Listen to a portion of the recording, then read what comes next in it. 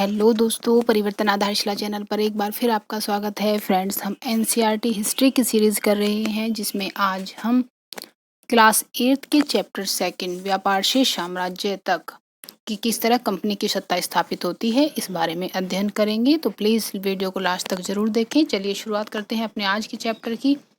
तो मुग़ल बादशाहों की बात करें तो मुग़ल बादशाहों में जो औरंगजेब था वो आखिरी शक्तिशाली बादशाह था।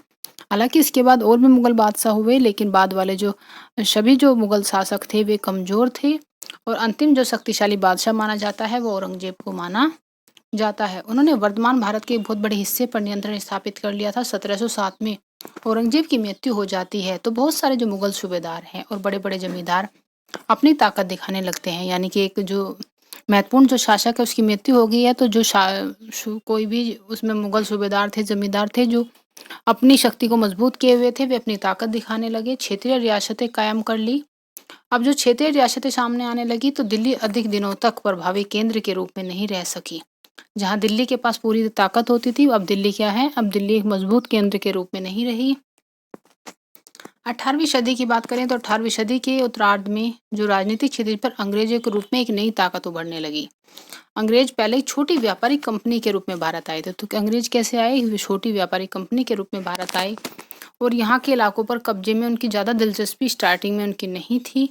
लेकिन फिर क्या होता है कि वे एक विशाल साम्राज्य के स्वामी बन बैठे। स्टार्ट में वे व्यापारी बनकर आए थे और उनकी दिलचस्पी भी नहीं थी, लेकिन धीरे धीरे कुछ परिस्थितियां ऐसी हो जाती हैं कि वे यहाँ पर विशाल साम्राज्य स्थापित कर लेते हैं अपना। यहाँ पे देखिए कैप्टन हडसन द्वारा बहादुर शाह जफर और उसके बेटों की गिरफ्तारी को दिखाया गया है। ये चित्र क्लियर नहीं है, थोड़ा सा ब्लर हुआ है, इसे आप देख पाएंगे। औरंगजेब के बाद कोई मुगल बादशाह इतना ताकतवर नहीं हुआ, लेकिन एक प्रतीक के रूप में मुगल बादशाहों का महत्व बना हुआ था। सिर्फ क्या था कि औरंगजेब के बाद कोई बादशाह तो इतना ज़्यादा ताकतवर नहीं था, लेकिन क्या था, सिर्फ प्रतीक था कि हाँ मुगल बादशाह है। 1857 में ब्रिटिश शासन के विरुद्ध जो विद्रोह शुरू हो जाता है तो विद्रोहियों ने मुगल बादशाह बहादुर शाह जफर को अपना नेता मान लेते हैं। विद्रोह को कुचल दिया गया तो कंपनी ने बहादुर शाह जफर को पकड़कर देश छोड़ने के लिए मजबूर कर दिया और उसके बेटों को जफर के सामने ही मार डाला। अगर कोई पूछे तो बहादुर शाह जफर की जो गिरफ्तारी है वो किसने की थी? कैप्टन हडसन ने। पूर्व में ईस्ट इंडिया कंपनी का आना। सन 1600 की बात है। ईस्ट इंडिया कंपनी से इंग्लैंड की जो महारानी थी प्रथम, वे चार्टर या इजाज़तनामा हासिल कर लेते हैं। तो ईस्ट इंडिया कंपनी ने इंग्लैंड की महारानी एलिजाबेथ प्रथम से चार्टर या इजाज़तनामा हासिल कर लिया, जिससे कंपनी को पूरब से व्यापार करने का एक अधिकार मिल गया। अब एक अधिकार का क्या मतलब है कि ब्रिटेन से कोई भी और कंपनी को, जैसे कोई एक मतलब मोहर लगी हुई मिल जाती है राजा की कि सिर्फ यही कंपनी 15 वर्षों के लिए वहाँ पर वो करेगी, व्यापार करेगी, कोई और दूसरी कंपनी को इसकी इजाज़त नहीं दी जाएगी। तो एक अधिकार है, एक का अधिकार। इस इजाज़तनामे का मतलब था कि इंग्लैंड की कोई व्यापारिक कंपनी ईस्ट इंडिया कंपनी से होड़ नहीं कर सकती। इस चार्टर के सहारे कंपनी समुद्र पार जाकर नए इलाकों को खंगाल सकती थी, सस्ती कीमतों पर खरीद कर उन्हें यूरोप में ऊंची कीमतों पर बेच सकती थी। कंपनी को दूसरे अंग्रेज व्यापार कंपनियों से प्रतिस्पर्धा का भी कोई भय नहीं था। उस जमाने में जो वाणिज्यिक कंपनियां थी मोटे तौर पर प्रतिस्पर्धा से बचकर ही मुनाफा कमा सकती थी। अगर कोई प्रतिस्पर्धी ना हो तो क्या होता था कि उन्हें ज़्यादा मुनाफे के उनके चांसेस बढ़ जाते हैं। ज़्यादा कंपनी आएंगी, ज़्यादा माल लेकर जाएंगी, तो उनकी कीमतें खुद पे खुद उन्हें लिमिटेड रखनी पड़ेंगी। तो वाणिज्यिक का मतलब देख लेते हैं। वाणिज्यिक होता है एक ऐसा व्यावसायिक उद्यम जिसमें चीज़ों को सस्ती कीमत पर खरीद कर ज़्यादा कीमत पर बेचकर मुख्य रूप से व्यापार के जरिए मुनाफा कमाया जा सकता है। लेकिन ये जो शाही दस्तावेज था दूसरी यूरोपीय ताकतों को पूरब के बाजारों में आने से नहीं रोक सकता था, केवल ब्रिटेन पर लागू होता था। दूसरी जो यूरोप के और अदर कंट्री थे उन्हें तो आने से नहीं रोक सकता था। जब इंग्लैंड के जहाज अफ्रीका के पश्चिम तट को छूते हुए कैप ऑफ गुड होप का चक्कर लगाकर हिंद महासागर पार करते, तब तक पुर्तगालियों ने भी भारत के पश्चिमी तट पर अपनी उपस्थिति दर्ज करा दी थी। वे गोवा में अपना ठिकाना बना चुके थे।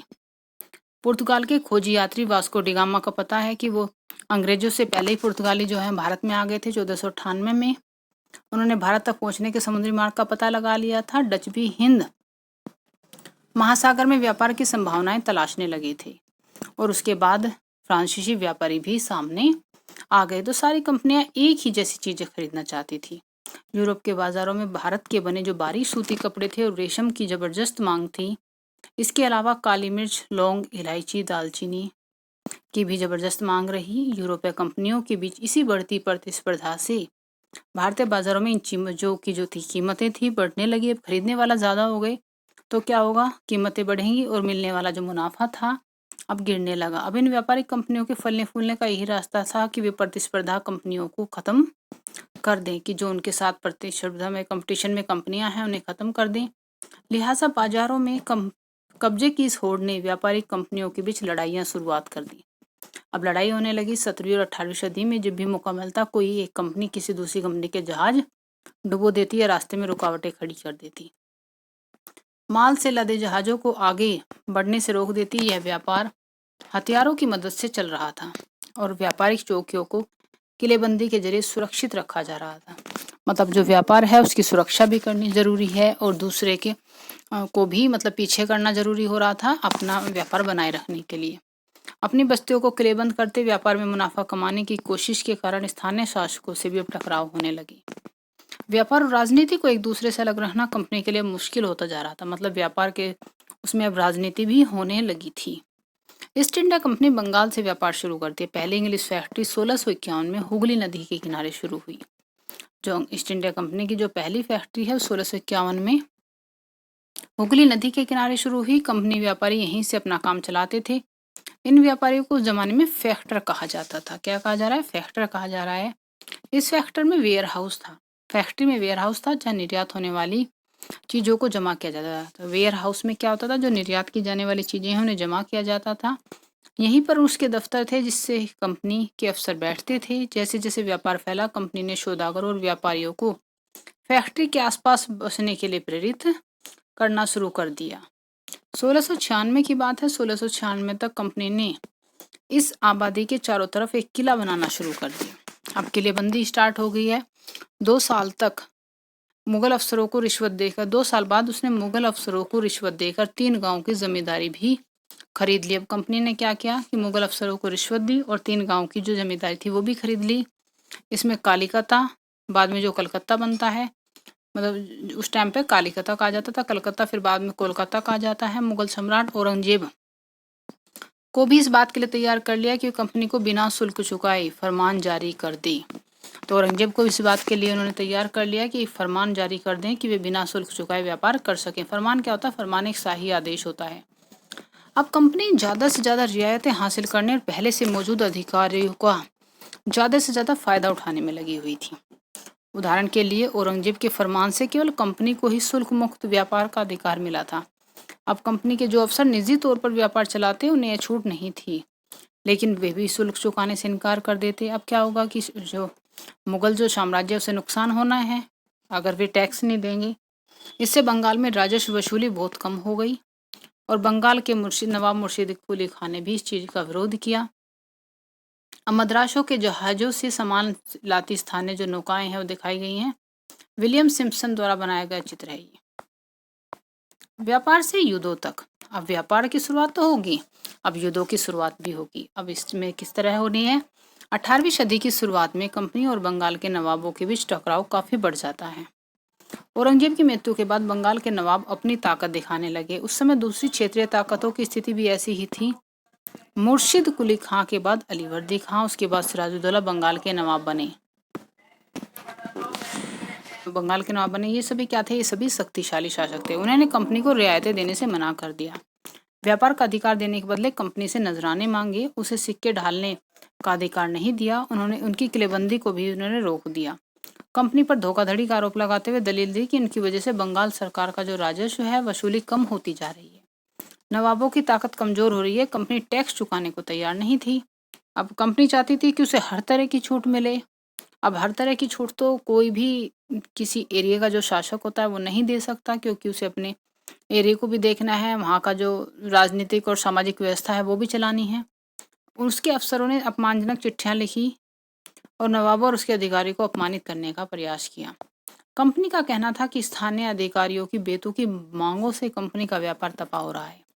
व्यापार तभी फल फूल सकता है जब सरकार शुल्क हटा ले। कंपनी को इस बात का यकीन था कि अपना व्यापार फैलाने के लिए उसे अपनी आबादी बढ़ानी होगी, गांव खरीदने होंगे, किलों का पुनर्निर्माण करना होगा। तो वे धीरे धीरे क्या कर रहे हैं? अपना विस्तार करते जा रहे हैं। जो टकराव था और धीरे धीरे लगातार बढ़ता चला गया और इसी से प्लासी का जो प्रसिद्ध युद्ध है उसकी शुरुआत होती है। यहाँ पे कठपुतली वर्ड दिया गया है। कठपुतली वर्ड क्या होता है, कुछ जानते भी होंगे, किसके बता दूं कि कठपुतली होता है कि किसी और के इशारों पर कुछ काम करना। उसे क्या मजाक में क्या कहा जाता है, उसे कठपुतली कहा जाता है कि अगर कोई किसी के इशारे पर कोई काम कर रहा है तो क्या है, वो उसके हाथ की कठपुतली है। प्लासी का युद्ध, प्लासी के युद्ध की बात करें 1756 में अलीवर्दी खां की मृत्यु हो जाती है। सिराजुद्दौला बंगाल का नवाब बनता है। कंपनी को सिराजुद्दौला की ताकत से काफी भय था। सिराजुद्दौला की जगह कंपनी एक ऐसा कठपुतली नवाब चाहती जो उसे व्यापारिक रियायतें और अन्य सुविधाएं आसानी से देने में आनाकानी ना करे। तो कंपनी क्या चाह रही है, कंपनी चाह रही है कि व्यापारिक रियायतें और अन्य जो सुविधाएं हैं वो आसानी से उसे मिल जाएं। कंपनी ने प्रयास किया सिराजुद्दौला के प्रतिद्वंदी में से किसी को नवाब बना दिया जाए। सिराजुद्दौला के प्रतिद्वंदियों में से जो उसके खिलाफ हैं उसमें से किसी को नवाब बना दिया जाए, लेकिन कंपनी को कामयाबी नहीं मिलती। जवाब में सिराजुद्दौला ने हुक्म दे दिया कि कंपनी उनके राज्य के राजनीतिक मामलों में टांग अड़ाना बंद कर दे, किलेबंदी रोके और बाकायदा राजस्व चुकाए, कि वो किलेबंदी भी ना करे और जो उसका टैक्स है वो भी चुकाए। जब दोनों पक्ष पीछे हटने को तैयार नहीं तो 30,000 सिपाहियों के साथ नवाब ने सिराजुद्दौला ने काशिम बाजार स्थित इंग्लिश फैक्ट्री पर हमला बोल दिया। नवाब की फौजों ने कंपनी के अफसरों को गिरफ्तार कर लिया और गोदाम पर ताला डाल दिया। अंग्रेजों के हथियार छीन लिए, अंग्रेज जहाजों को घेरे में ले लिया। इसके बाद नवाब ने कंपनी के कलकत्ता स्थित जो किला था वहां पर कब्जे के लिए उधर की साइड रुक कर लिया। कलकत्ता के हाथ से निकल जाने की खबर सुनने पर मद्रास में तैनात कंपनी के अफसरों ने भी रॉबर्ट क्लाइव के नेतृत्व में, अब नेतृत्व कौन कर रहा है, रॉबर्ट क्लाइव कर रहा है, सेनाओं को रवाना कर दिया। नौसैनिक बेड़े की मदद भी मिल रही थी।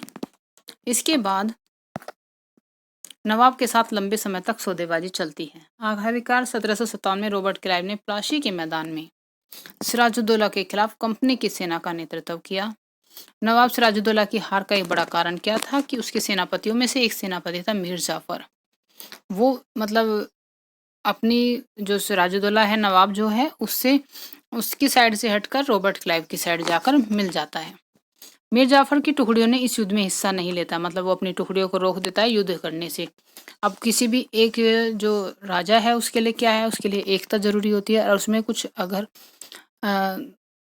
विभिन्नता अलग अलग डिवाइड हो जाए उसमें कि कुछ लड़ेंगे कुछ नहीं लड़ेंगे तो क्या होगा कि राजा का हार जाना निश्चित होता है। रॉबर्ट क्लाइव ने कहकर उसे अपने साथ मिला लिया कि सिराजुद्दौला को हटाकर मीर जाफर को नवाब बना दिया जाएगा। तो रॉबर्ट क्लाइव से लालच दे देता है कि अगर सिराजुद्दौला को हटा दिया जाएगा, अगर वो हार गया और मीर जाफर को नवाब बना दिया जाएगा। तो इस तरह की जो चालबाजी थी वो जो अंग्रेज हैं वो लास्ट तक करते रहे। इसमें ऊपर से एक शब्द पॉइंट दिया हुआ है कि प्लासी का नाम क्यों पड़ता है। प्लासी जो है जिसे अंग्रेजों ने बिगाड़ दिया उसका नाम पलासी था, प्लासी कर दिया। और पलासी यहाँ पर पाए जाने वाले फूलों के कारण इसे यहाँ पर प्लासी कहा जाता था। जो इन फूलों से गुलाल बनाया जाता था जिनका होली पर इस्तेमाल होता था। नेक्स्ट पॉइंट को देख लेते हैं। यहाँ पर चित्र दिया गया है महान्यायालय कक्ष, east India house, London hall street. East India company के कोर्ट ऑफ प्रोप्राइटर्स के लंदन स्थित लंदन हॉल स्ट्रीट पर बने ईस्ट इंडिया हाउस में बैठकें होती थी। यह भी इसी तरह का एक चित्र, इसी सभा का एक चित्र है। संपन्नता का आश्वासन। इंग्लैंड के जो लोग थे ईस्ट इंडिया कंपनी की शासकीय महत्वाकांक्षाओं को संदेह और अविश्वास से देखते थे। तो इंग्लैंड के जो लोग हैं वे देख रहे हैं प्लासी की लड़ाई के बाद रॉबर्ट क्लाइव ने अंग्रेज सम्राट के एक मुख्य पत्र विदेश मंत्री विलियम पिट को 7 जनवरी 1759 को कलकत्ता से चिट्ठी भेजी। उन्होंने कहा कि लेकिन इनकी इतनी विशाल सत्ता एक वाणिज्यिक कंपनी के लिए बहुत बड़ी बात होगी। मैं खुद सोचकर यह अभिभूत हूँ कि इन समृद्ध रियासतों पर पूरा कब्जा हासिल करने में कोई परेशानी नहीं आएगी। अब यह फैसला आप पर छोड़ता हूँ कि क्या सालाना 20 लाख स्टर्लिंग की आमदनी और 3 प्रांतों का कब्जा कोई ऐसी चीज जिस पर इतना शोर मचाना उचित हो। तो उन्होंने इस तरह की चिट्ठी विलियम पिट को भेजी थी। प्लासी की जंग इसलिए महत्वपूर्ण मानी जाती है क्योंकि भारत में यह कंपनी की पहली जीत थी। अब प्लासी की जीत अंग्रेजों को मिल गई है। प्लासी की जंग में सिराजुद्दौला को मार दिया गया, मीर जाफर नवाब बन जाता है। अब मीर जाफर नवाब बन गया। कंपनी अभी भी शासन की जिम्मेदारी संभालने को तैयार नहीं थी, मतलब उसने शासन अपने हाथों में नहीं लिया है। एक कठपुतली शासक मीर जाफर था, उसे बना दिया गया। मूल उद्देश्य क्या था उसका कि व्यापार को फैलाना ही था। स्थानीय शासकों को मदद भी मिल जाए और बिना लड़ाई लड़े ही मतलब उनका जो व्यापार करने का तरीका है फ्री में वो मिल जाए। किसी राज्य को सीधे अपने कब्जे में लेने की ज़रूरत क्या थी? उनका ये मानना था कि बिना लड़ाई लड़े ही सब कुछ मतलब हमारे पक्ष में होता रहेगा, तो हमें किसी राज्य को कब्जे में लेने की ज़रूरत क्या है? जल्दी कंपनी को एहसास होने लगा कि ये रास्ता भी आसान नहीं है। कठपुतली नवाब भी हमेशा कंपनी के इशारों पर नहीं चलती। अब कुछ ऐसा होता है कि नवाब को कठपुतली शासक उन्होंने बना तो दिया, लेकिन कुछ टाइम बाद उस नवाब को परेशानी होने लगती है कि मतलब हर टाइम हर काम इनसे पूछ के किया जाएगा, इनकी तरह ही किया जाएगा। तो उन्हें भी क्या था, उन्हें भी अपनी प्रजा की नज़र में सम्मान और संप्रभुता का दिखावा करना पड़ता था। तो फिर कंपनी क्या करती है? अब मीर जाफर कंपनी का विरोध किया तो कंपनी ने उसे हटा दिया, मीर कासिम को नवाब बना दिया कि आप हटो। मीर जाफर को बोला, मीर कासिम को नवाब बना दे। अब मीर कासिम परेशान करने लगा। अब मीर कासिम भी उन्हें परेशान कर रहा है, तो बक्सर की लड़ाई होती है 1764 में। मीर कासिम को उन्हें हराना पड़ा, उसे बंगाल से बाहर कर दिया और मीर जाफर को दोबारा से नवाब बना दिया। अब नवाब को क्या है, नवाब को हर महीने 5 लाख रुपए कंपनी को चुकाने थे।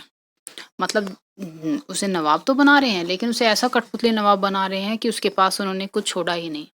उसे हर महीने 5 लाख रुपए कंपनी को चुकाने भी थे कि जो भी उनका युद्ध में खर्च होता था या कुछ भी उन्हें, तो वे सब यहाँ ही से उनकी पूर्ति हो जाती थी। कंपनी अपने सैनिक खर्चों से निपटने, व्यापारिक ज़रूरतों और अन्य खर्चों को पूरा करने के लिए और पैसा चाहती थी। मतलब सब पैसा उन्हें यहीं से इकट्ठा करना था कंपनी, और ज़्यादा इलाके और ज़्यादा कमाई चाहती थी। 1765 की बात करें, मीर जाफर की मृत्यु हो जाती है, तब कंपनी के इरादे बदल चुके थे। अब क्या हुआ, वे कठपुतली नवाब बनाने का मतलब उन्होंने देख लिया था कि किस तरह काम करते हैं, कि कभी उसे बनाएं कभी उसे हटाएं। तो अब उनके इरादे क्या है, बदल गए थे।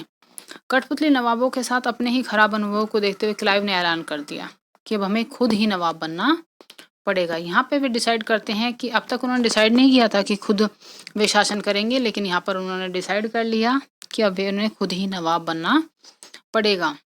आखिरकार 1765 में मुगल जो सम्राट है, कंपनी को ही बंगाल प्रांत का दीवान नियुक्त कर दिया। अब कंपनी को ही बंगाल प्रांत का दीवान नियुक्त कर, दीवानी मिलने से कंपनी को बंगाल के विशाल राजस्व संसाधनों पर नियंत्रण मिल जाता है। इस तरह कंपनी का एक पुरानी जो समस्या थी वो हल हो गई। 18वीं सदी की शुरुआत में भारत के साथ उसका व्यापार बढ़ता जा रहा था, लेकिन भारत में जो ज़्यादातर चीज़ें ब्रिटेन से लाए गए सोने और चांदी के बदले उन्हें खरीदनी पड़ती थी। मतलब भारत से खरीदेंगे तो उसके लिए कुछ तो धन चाहिएगा, तो वे ब्रिटेन से सोने और चांदी को लाते थे, उसे खरीदते थे। इसकी वजह यह थी कि उस समय ब्रिटेन के पास भारत में बेचने के लिए कोई चीज़ नहीं थी। प्लासी की जंग के बाद ब्रिटेन से सोने की निकासी भी कम होने लगी। बंगाल की दीवानी मिलने के बाद ब्रिटेन से सोना लाने की ज़रूरत ही नहीं रही। अब क्या हो रहा है कि बंगाल से दीवानी मिल गई तो उनके हाथ में पैसा नेचुरली आ गया है, अब उन्हें वहाँ से सोना लाने की ज़रूरत नहीं रह रही है। अब भारत से होने वाली आमदनी के सहारे ही कंपनी अपने खर्चे चला सकती थी। मतलब यहीं से खर्चा और यहीं का मुनाफा, सब कुछ इन्हें यहीं पे मिल रहा था। इस कंपनी कमाई से कंपनी भारत में सूती और रेशमी कपड़ा खरीद सकती, फौजों को संभाल सकती और कलकत्ते में किले और दफ्तरों के निर्माण की लागत उठा सकती थी। कंपनी के अफसर अब नवाब बन बैठे। अब क्या हो रहा है, नवाब बनने का मतलब क्या है कि कंपनी के पास अब सत्ता भी है और ताकत भी। दोनों चीज़ अब कंपनी को मिल गई हैं और इसके कुछ फ़ायदे भी थे। कंपनी का हर कर्मचारी नवाबों की तरह जीने का ख्वाब देखने लगा।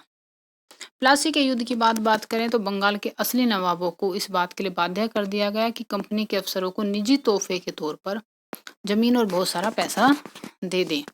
खुद रॉबर्ट क्लाइव की बात करें तो उसने भारत में बेहिसाब दौलत जमा कर ली थी अपने पास। 1743 में जब वह इंग्लैंड से मद्रास यानी कि चेन्नई आया था, उसकी उम्र कितनी थी, उसकी रॉबर्ट क्लाइव की उम्र 18 साल थी।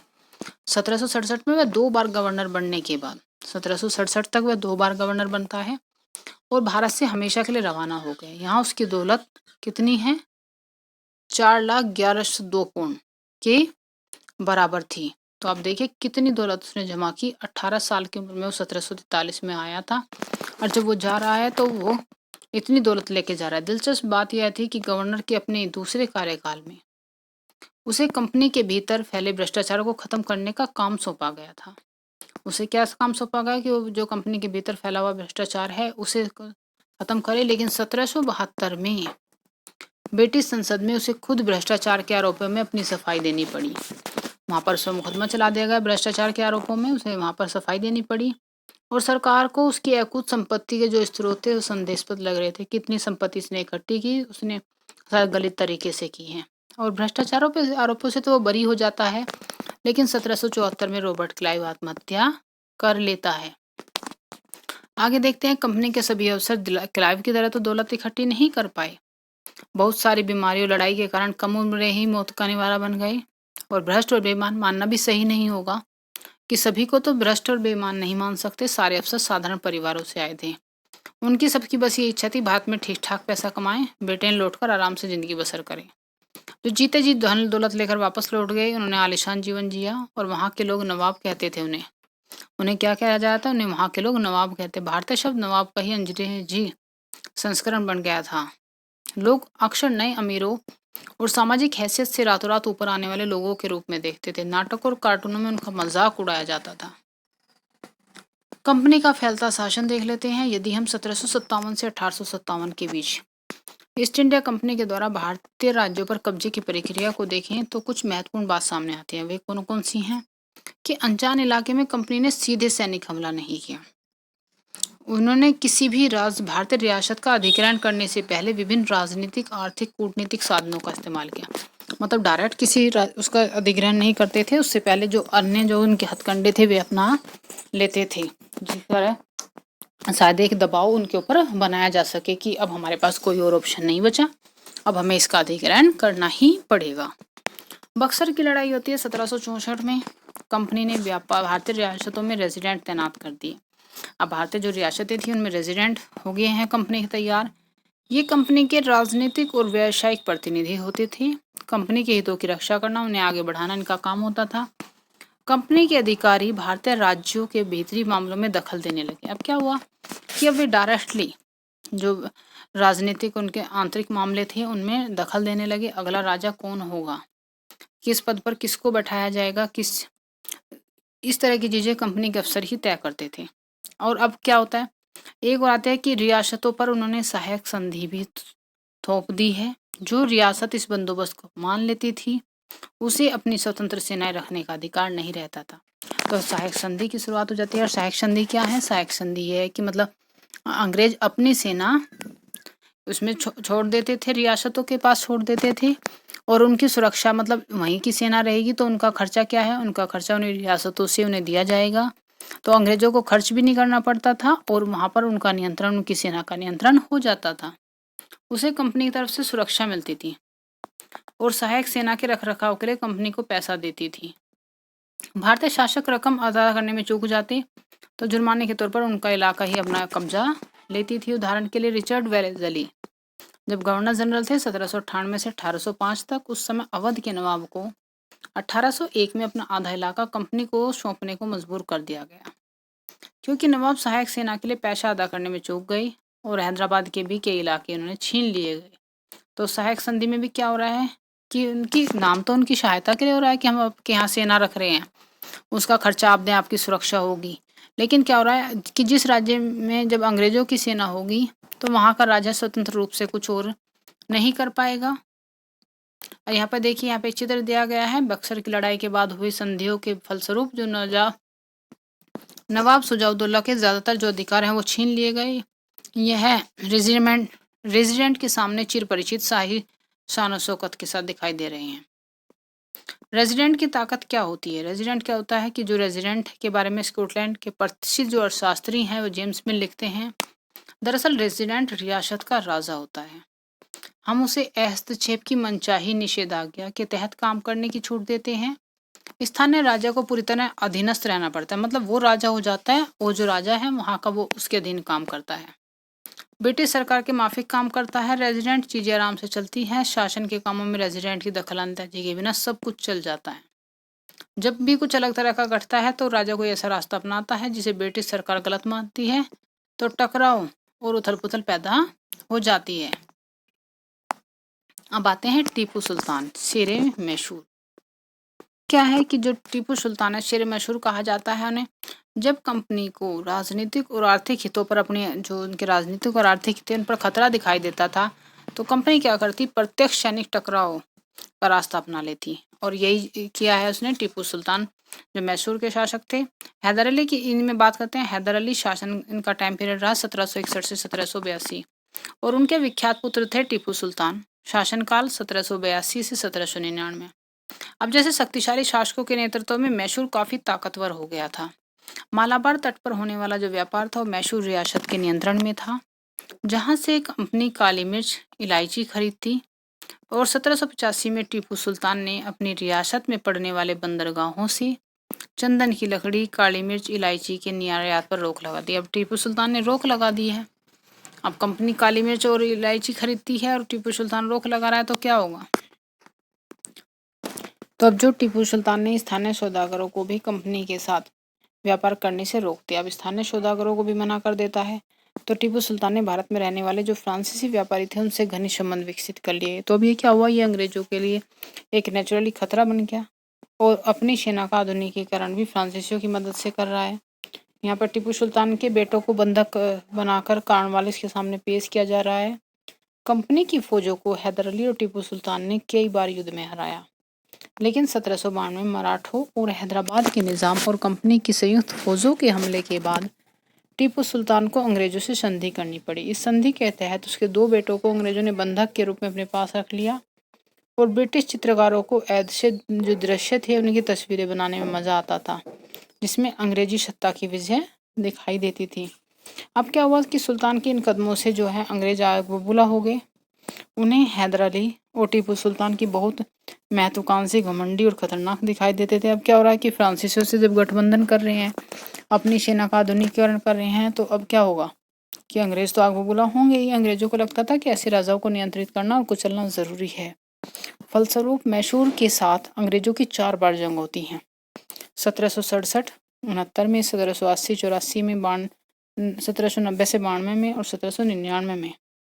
तो श्रीरंगपट्टनम की आखिरी जंग में कंपनी को सफलता मिलती है। श्रीरंगपट्टनम की आखिरी जंग में ध्यान रखेंगे 4 बार जंग हुई है, जिन्हें आंग्ल मैसूर युद्ध के नाम से जाना जाता है। प्रथम आंग्ल मैसूर युद्ध, द्वितीय आंग्ल मैसूर युद्ध और जो लास्ट हुआ था 1799 वाला चतुर्थ आंग्ल मैसूर युद्ध श्रीरंगपट्टनम में, उसकी जंग में कंपनी को सफलता मिलती है। अपनी राजधानी की रक्षा करते हुए टीपू सुल्तान मारे जाते हैं और मैसूर का राजकाज पूरे वोडियार राजवंश के हाथों में सौंप दिया गया।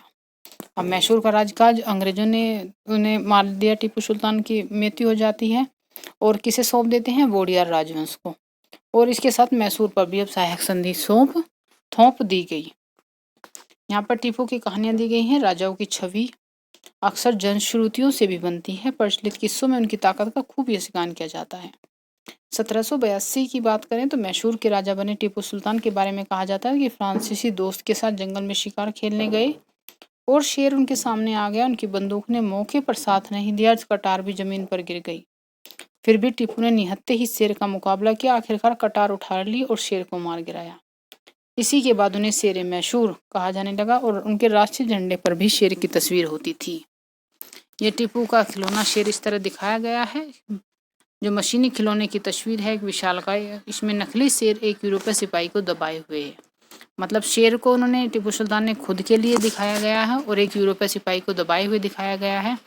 जब इसका हैंडल घुमाया जाता तो नकली शेर दहाड़ता था और सिपाही के भीतर से चीख की आवाज़ें आती थी। तो इस तरह की मशीन तैयार की गई और यह खिलौना लंदन स्थित जो विक्टोरिया एंड एल्बर्ट म्यूजियम है वहाँ पर रखा हुआ है। 1799 में जब राजधानी श्रीरंगपट्टनम की रक्षा कर रहे थे तो टीपू सुल्तान की मृत्यु हो जाती है और अंग्रेज इस खिलौने को भी अपने साथ ले जाते हैं। अब देखते हैं मराठों से लड़ाई। अब मराठों से लड़ाई हो रही है। आंग्ल मैसूर युद्ध हम देख लिया। 18वीं शताब्दी के बाद आखिर में कंपनी मराठों की ताकत को भी काबू और ख़त्म करने के बारे में सोचने लगी। 1761 में पानीपत की तीसरी लड़ाई में हार जाने के बाद दिल्ली से देश का शासन चलाने का मराठों का सपना भी चूर चूर हो जाता है। उन्हें कई राज्यों में बांट दिया गया। इन राज्यों की बागडोर सिंधिया, होलकर, गायकवाड़, भोंसले जैसे अलग अलग राजवंशों के हाथों में थी। ये सारे सरदार एक पेशवा सर्वोच्च मंत्री के अंतर्गत जो कन्फेडरेसी होती थी राज्यमंडल के सदस्य होते थे। पेशवा इस राज्यमंडल का सैनिक और प्रशासकीय प्रमुख होता था। पेशवा क्या है? पेशवा राज्यमंडल का सैनिक और प्रशासकीय प्रमुख है और पुणे में रहता था महादजी सिंधिया। नाना फडणवीस 18वीं सदी के आखिर के 2 मराठा योद्धा और राजनीतिज्ञ थे। तो 18वीं सदी के 2 अजीत सिंधिया और नाना फडणवीस मराठा योद्धा भी थे और राजनीतिज्ञ भी थे। एक के बाद एक कई युद्ध होते हैं। कंपनी ने मराठों को घुटने टेकने पर मजबूर कर दिया। अब क्या है कि कंपनी तब तक नहीं छोड़ती थी किसी को जब तक उसे लास्ट तक इतने युद्ध कंटिन्यू चलते रहते थे। भले ही फर्स्ट में जीत जाएं, जैसे मराठे जीत रहे हैं, मैसूर जीत रहा था, लेकिन क्या होता था, वे संधि करने के बाद उन्हें छोड़ देते थे अंग्रेजों को। भले ही अंग्रेज हार गए लेकिन उन्हें छोड़ दिया। लेकिन कंपनी क्या है, कंपनी के अंदर एक बात है कि वे जब तक सामने वाले को बिल्कुल ख़त्म नहीं कर देती थी, वे तब तक युद्ध करना बंद नहीं कर देते थे।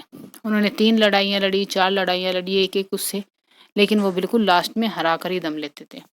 मराठों को घुटने टेकने में मजबूर कर देते हैं। पहला युद्ध हुआ 1782 में, साल बाई की संधि के साथ खत्म हो जाता है। इसमें कोई पक्ष नहीं जीता। दूसरा युद्ध अंग्रेज मराठा युद्ध होता है 1803-5 में। कई मोर्चों पर लड़ा गया। इसका नतीजा क्या होता है? इसका नतीजा होता है कि उड़ीसा और यमुना के जो उत्तर में स्थित आगरा, दिल्ली सहित कई भूभाग अंग्रेजों के कब्जे में आ गए। और 1817 से 19 के बीच तीसरा अंग्रेज मराठा युद्ध होता है। इसमें क्या करते हैं, अंग्रेज मराठों की ताकत को पूरी तरह कुचल देते हैं। पेशवा को पुणे से हटाकर कर्नाटक कानपुर के पास बिठूर में पेंशन पर भेज दिया। अब पेशवा को हटा दिया है। अब विंध्य के दक्षिण में स्थित पूरे भूभाग पर कंपनी का नियंत्रण हो गया। तो उन्होंने कर लिया, फाइनली बिल्कुल अपना नियंत्रण कर लिया। अब मराठों के पास उन्होंने कुछ नहीं छोड़ा। अब सर्वोच्चता का दावा। 19वीं सदी की शुरुआत से कंपनी क्षेत्रीय विस्तार की जो आक्रामक नीति थी उस पर चल रही थी। लॉर्ड हेस्टिंग 1813 से 1823 तक गवर्नर जनरल के नेतृत्व में सर्वोच्चता की एक नई नीति शुरू की गई। किसके नेतृत्व में की गई? लॉर्ड हेस्टिंग से। टाइम पीरियड क्या है? 1813 से 1823 तक। ठीक है। अब क्या है, कंपनी का दावा था कि उनकी सत्ता सर्वोच्च है, वे भारतीय राज्यों से ऊपर है। अपने हितों की रक्षा के लिए भारतीय रियासतों का अधिग्रहण करने या उनको अधिग्रहण की धमकी देने का अधिकार अपने पास मानती थी। मतलब उन्हें सारे ही अधिकार अपने पास चाहिए थे। यह सोच बाद में अंग्रेजों की नीतियों में दिखाई देती रही, लेकिन यह प्रक्रिया बेरोक टोक नहीं चली। मतलब कुछ ना कुछ तो उसका, अगर कंपनी कुछ करेगी उसका विद्रोह तो होगा ही। जब अंग्रेजों ने कित्तूर, फिलहाल जो कर्नाटक में है, कि छोटे से राज्यों को कब्जा लेने के लिए प्रयास किया तो रानी चेन्नम्मा ने हथियार उठा लिए और अंग्रेजों के खिलाफ आंदोलन छेड़ दिया। 1824 में उन्हें गिरफ्तार कर लिया गया। 1829 में जेल में उनकी मृत्यु हो जाती है। चेन्नम्मा के बाद कित्तूर स्थित संगोली के एक गरीब चौकीदार थे रायन्ना ने यह प्रतिरोध जारी रखा।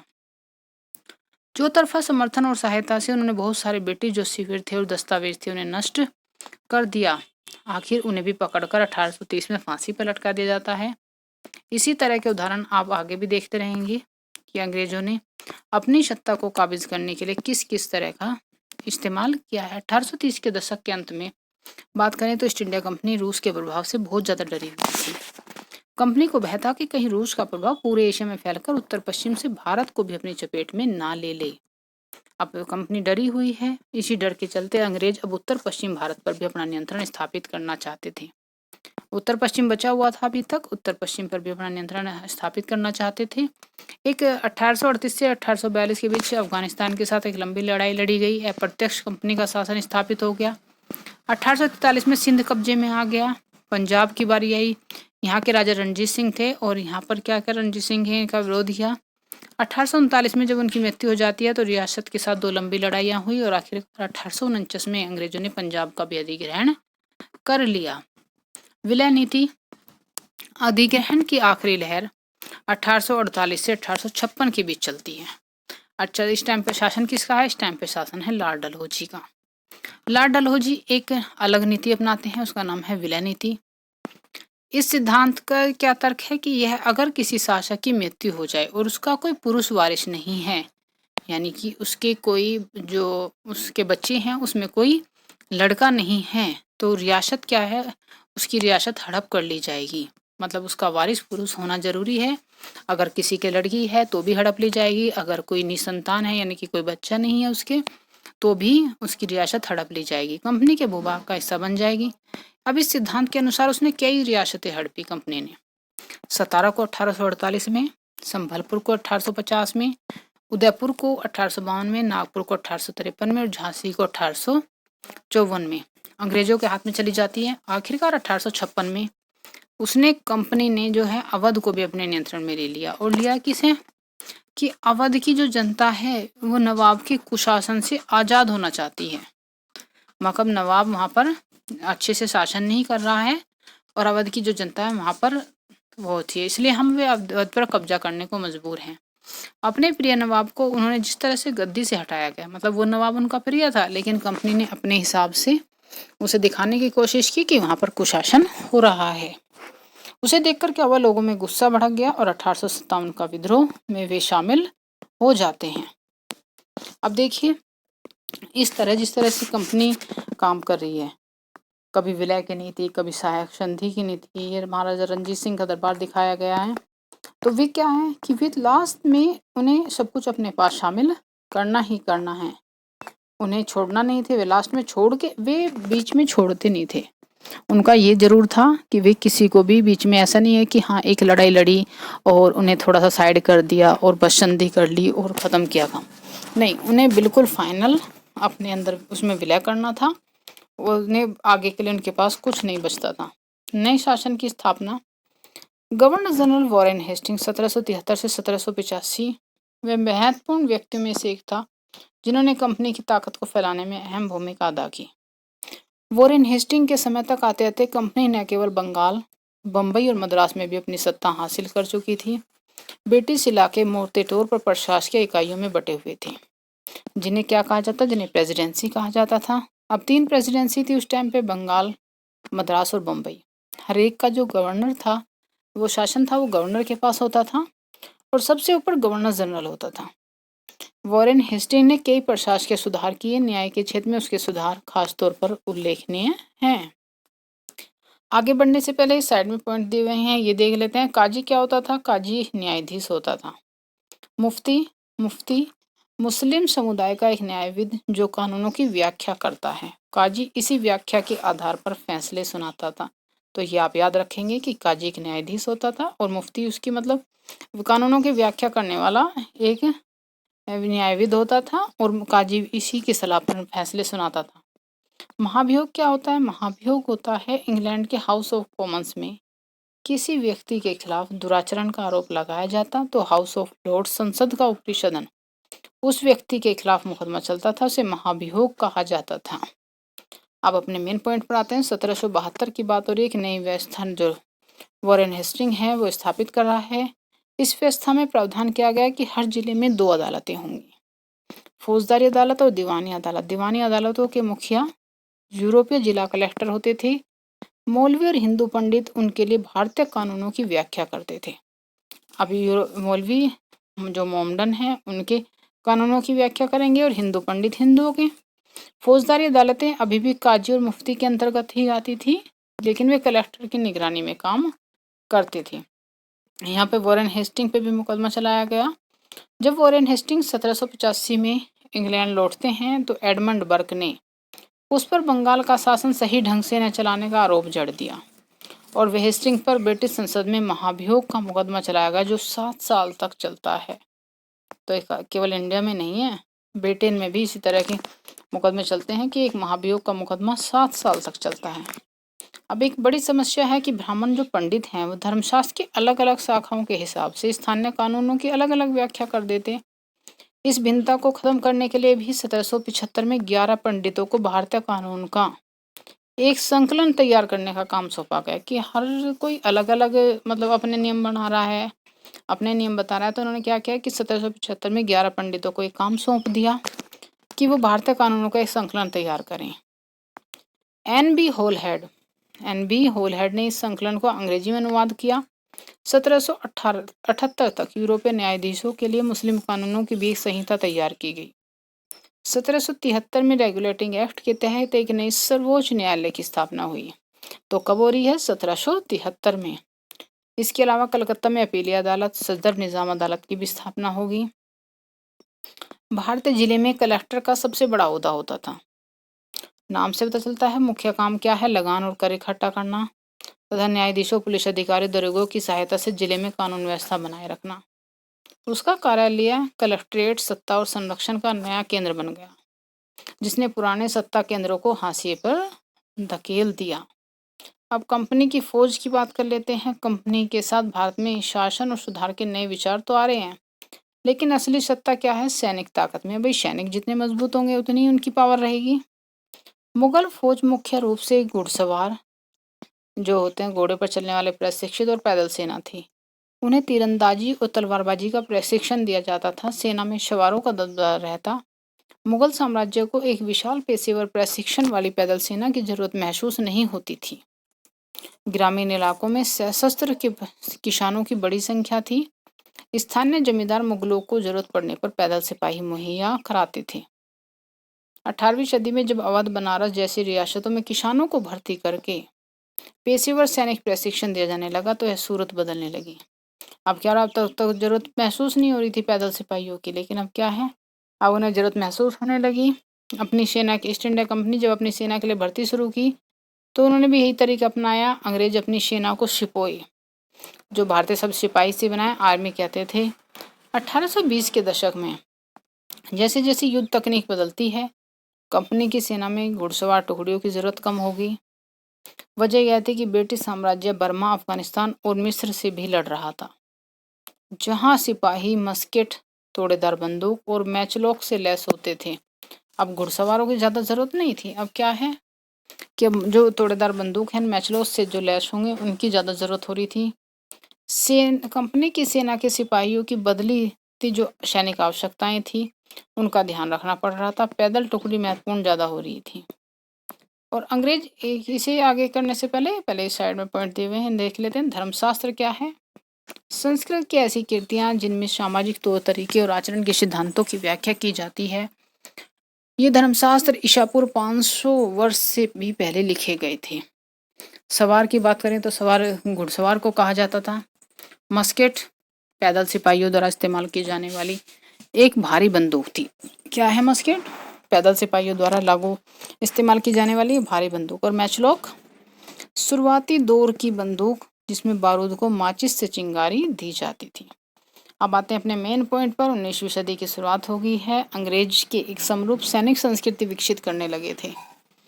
सिपाहियों को यूरोपीय ढंग का प्रशिक्षण, अभ्यास और अनुशासन सिखाया जाने लगा। उनके जीवन पहले से भी ज़्यादा नियंत्रित था और इन कोशिशों में कभी कभी समस्याएं भी आ जाती थी, क्योंकि पेशेवर सिपाहियों को सेना खड़ा करने के चक्कर में अंग्रेज कई बार जाति और समुदाय की भावनाओं को नज़रअंदाज कर देते थे।